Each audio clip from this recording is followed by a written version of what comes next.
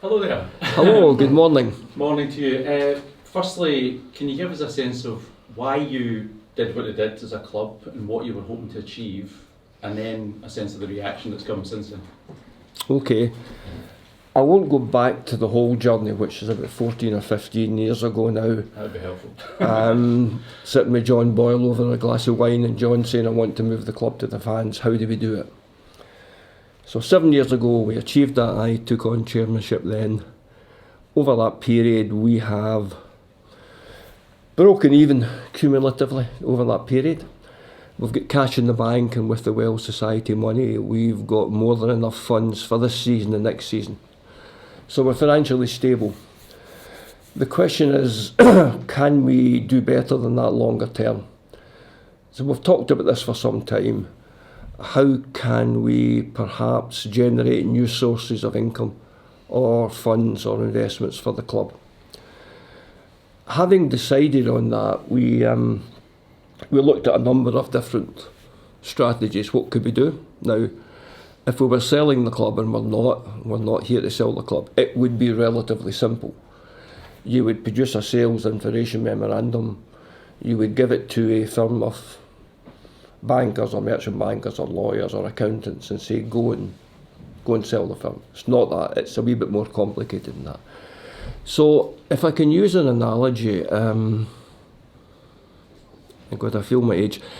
There might be some of you here who remember back in the day when the Selfridges window on Oxford Street was a huge talking point for retail. So Selfridges would put on almost an art show on their windows, and people would say, oh my goodness, God, that's really interesting, it's exciting, or it's dangerous, or it's different. Let's go into the shop and see what else they've got there. So if I'm using an analogy, I would say the video is a shop window. Here's what we are as a club. Here's what we're looking to try and achieve, and that's down one of three lines. More members of the Well Society, a business or organisation whose values align with ours, who wants to be associated, is prepared to put money in on a regular basis, or an ultra high net worth, or a business who says, really like what they're doing and prepared to fund alongside the Well Society, the club, going forward. So the whole premise, the whole strategy is to try and find longer term sources of income that are not completely dependent on cup runs, selling a player, and not getting relegated. Because if we stick with that, we'll have good years. We sell David Turnbull or we sell Lennon in due course, where we make quite a lot of money, and we'll have years in between where we lose money. Yeah. So that's basically what we're trying to do, is to try and de-risk the business. I'm not going to use horrible cliches like future-proof or anything like that, but we're trying to de-risk the business and try and bring in new interest and new sources of money.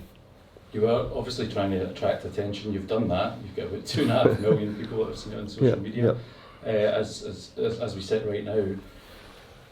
I mean, from what you said there, you're emphasising there's no financial issue as things stand for this season and next season, I think you said. Yeah.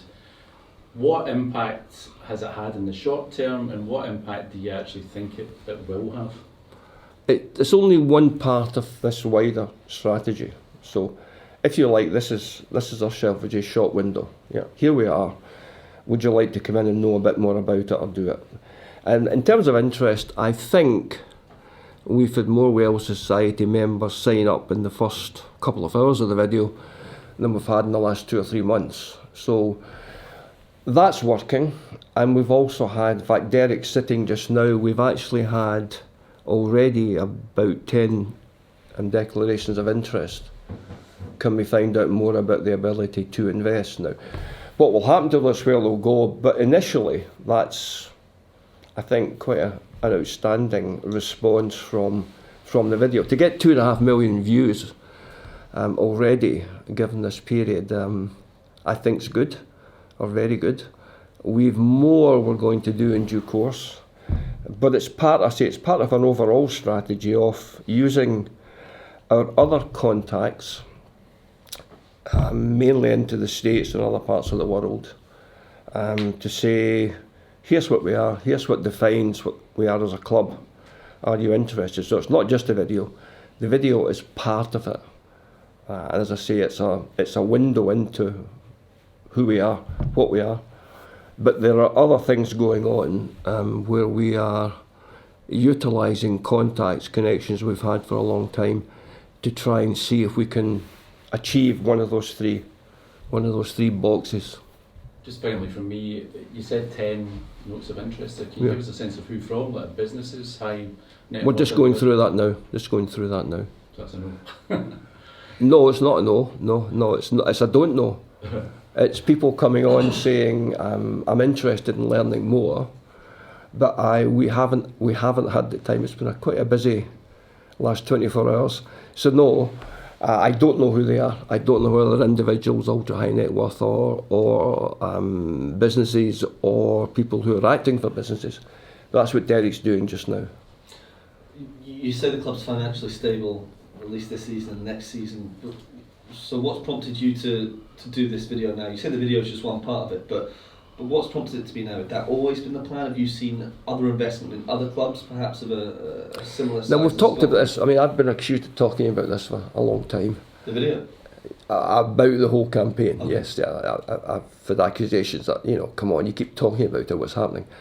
The process of the idea that we need to try and find alternative sources is not new. It's something we've talked about for the last 18 months, maybe even a wee bit longer.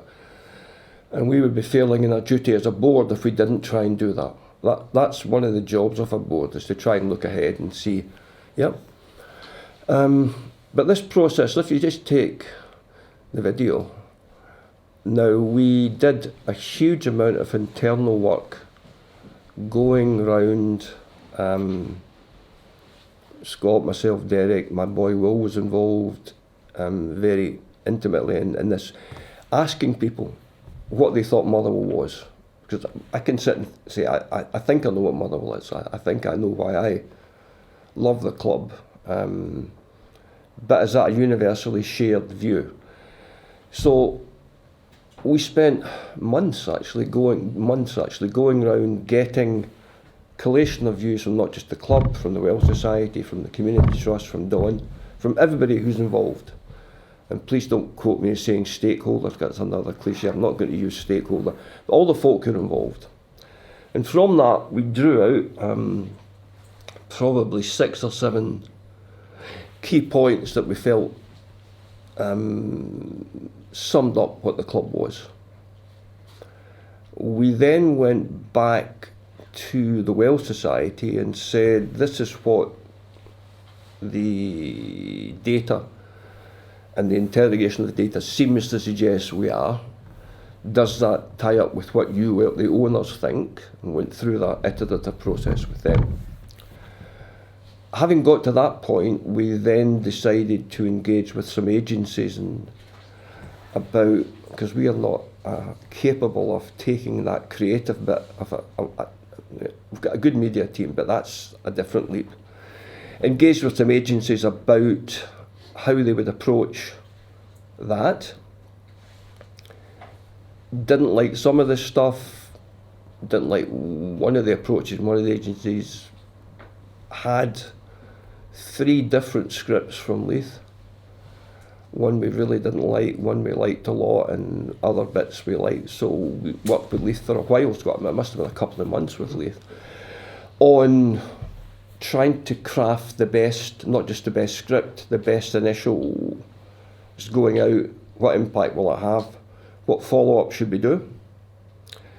Got to that, and then hit a number of games without a win. And the sort of general view was that going out at the aftermath of that might look a bit desperate, and etc. etc. So we sort of held back till the new year, till we thrashed Livy, and then we decided, having not quite thrashed Hibs, would go out. And it was time to coincide with what we're going to do in the States as well, etc. etc. So it's been work in progress. You could say for the whole thing's a work in progress for, say, 18 months. And the video bit and the consultation with the fans, with the Welsh Society, the Community Trust, has been 4 or 5 months probably, to get to the point where we're now confident, confident's the wrong word, probably could be confident with a video, but we think this encapsulates who we are, does it in a quirky, humorous way, and we'll now go out with it and see if the world agrees that it's something that they're interested in. What would be your message to any fans of Motherwell, long-term supporters, that might have concerns over the video or the content of the video and what it might mean for the club's future? That's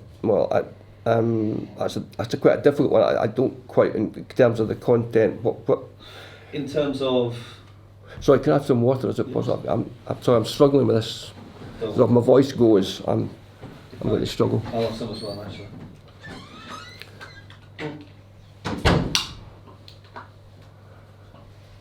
I'm not sure what... I mean, I generally don't try not to read the online stuff. I think, Jim, some fans are a bit embarrassed by the video. That's what I've been picking up. Okay. A lot of them feel like it's like almost begging for money. But it's maybe they're concerned as well that what does that mean for the club's finances if this? Yeah. Well, the financial bit, if the fans have taken that from it, I can assure them. And Derek did an excellent video on Monday, Derek Weir, on the club's finances as well. We are not desperate for money. We are financially stable, and as I said, we have enough money to see us through this season, next, maybe a bit in the next. So I don't see it as begging for money, and I am not embarrassed by it. In fact, I'm actually, I just say, I said it on the day, but I'll say it publicly here, my thanks to Scott and Ali and my boy and all the folk, the fans who turned up, the players who gave their time unstintingly, right out of their comfort zone.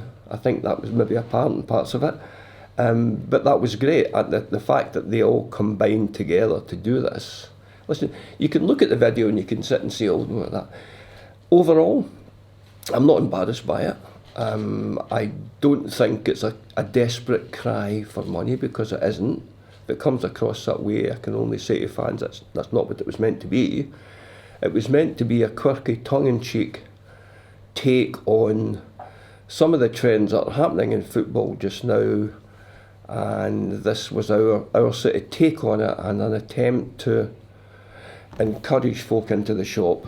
Come in, and if you like that, come and see what's inside and see what else is there. I think another thing is, Jim, that obviously a lot of work was done to keep the ownership of the club and the fans and the community. This seems to be appealing directly to North America. It's like almost like saying you want part ownership from a foreign group or individual.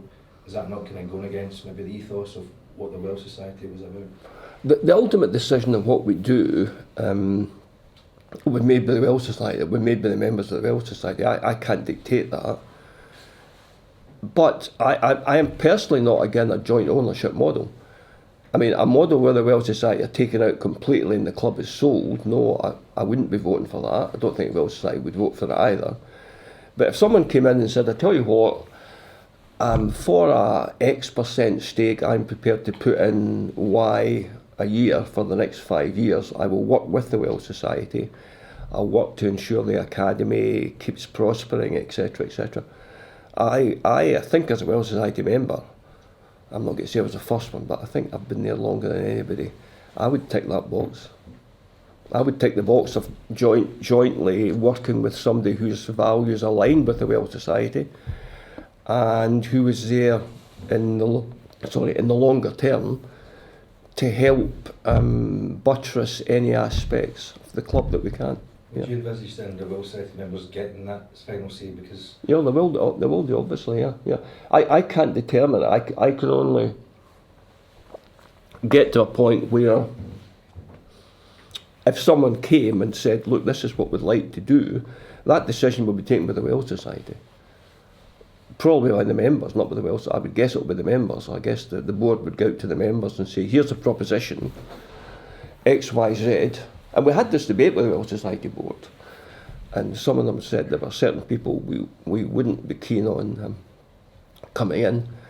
what ties my hands slightly, ties my hands slightly at some of my contact bases.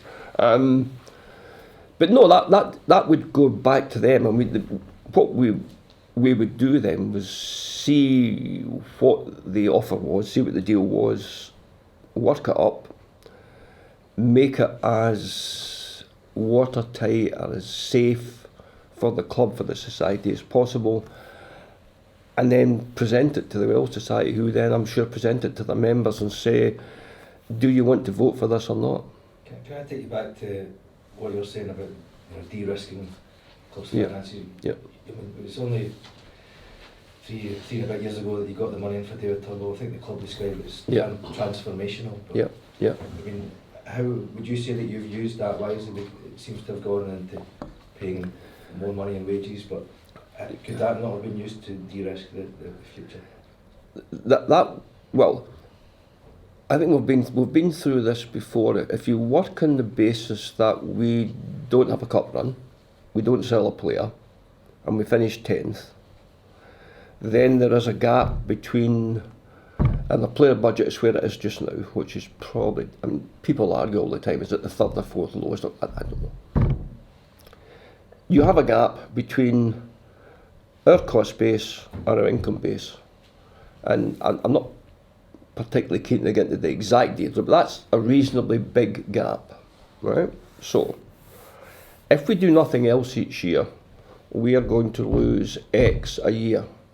So, even if we have, as I say, cumulatively since we started, we've broken even. But during that period, there was 1 year we made about 3.5 million. That was David Turnbull plus the benefit of the long-term loan. Yeah. That will last you for a period. Yeah. But large injections, one-offs, are helpful, but they don't serve or solve the continuing issue that we have a gap between income and our cost base. So to bridge that, we need to either take our cost base down, and I don't think anyone's keen to hollow us out as a club in the way some other Premier League clubs are hollowed out. There's just not much there beyond the players. We need to find a source of income to bridge that gap, and that can either be more Welsh Society members, or it can be additional sponsorship from, as we've said, and sorry, I'm repeating myself, or it can be new funds, but funds coming in on a regular basis. So the key is, no matter how, let's say, so if we sold Lennon Mill for £10 million tomorrow, yes, I could then say the club is de-risked for the next 5, 6, 7 years. Yeah? But I can't guarantee we can do that. I can't guarantee that will happen. And David Turnbull was a prime example, David getting injured just at the point, and we held a nerve on that, but that could have gone another way. So part of our job is guardianship of this club, and guardianship means, I think, doing your absolute best to see if there's another way of creating income that doesn't cut across what we're trying to do as a club. And that's what we're trying to do. So do you think that means the current situation, the fan ownership, the Welsh Society, do you feel that ownership is currently failing, or do you just feel that to go to the next level? No, I don't think it's failing. No, I don't think it's failing at all.